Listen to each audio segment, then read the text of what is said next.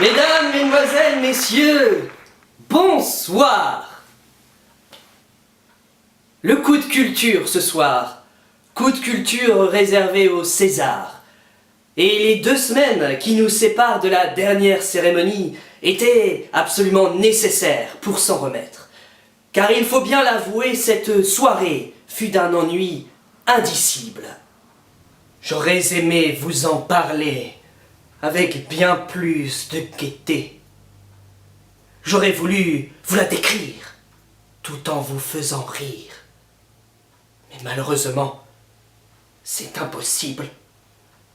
Le fameux César n'était pas visible.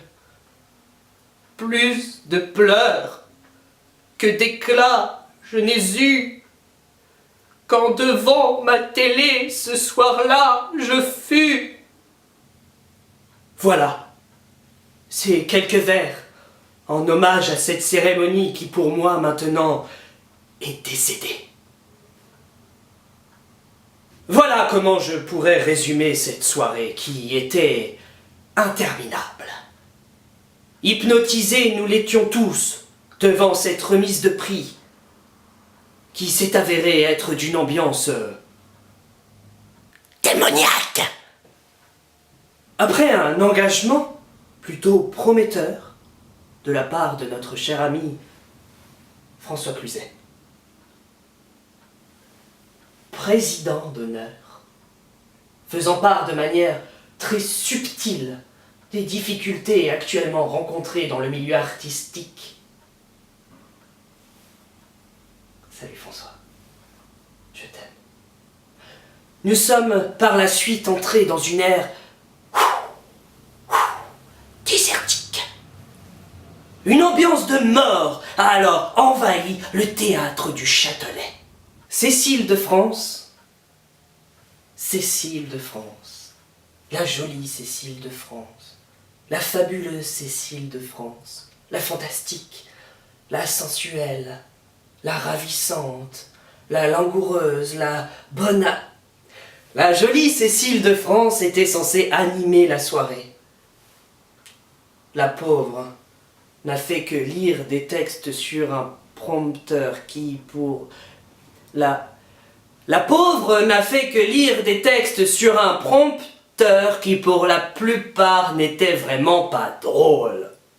Quelques sketchs sont venus pimenter, ou du moins essayer de pimenter le cours de la cérémonie, mais sans grand succès.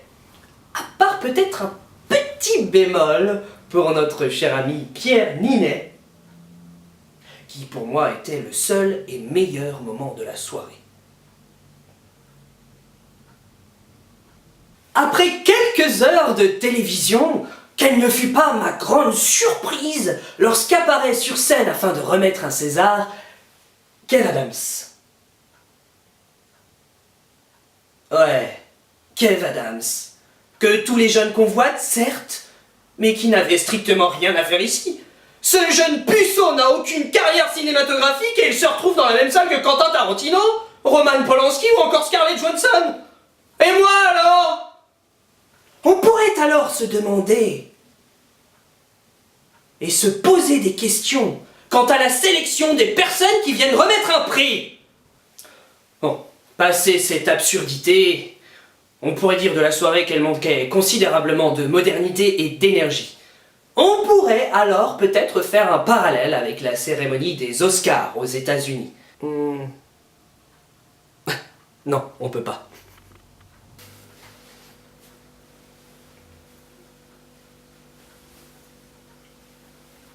« 2011 avait déjà sonné le glas dans toute la profession théâtrale, mettant fin à la nuit des Molières, récompensant les meilleurs spectacles et comédiens de théâtre.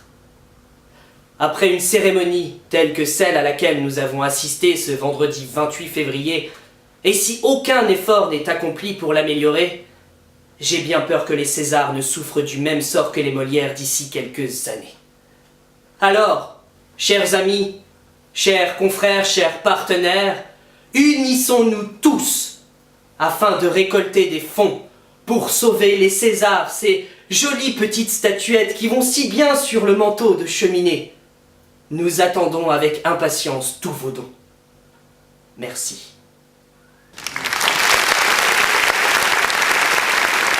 Sur ce, je vous souhaite une bonne soirée et j'ai envie de vous dire Vox Juvenis.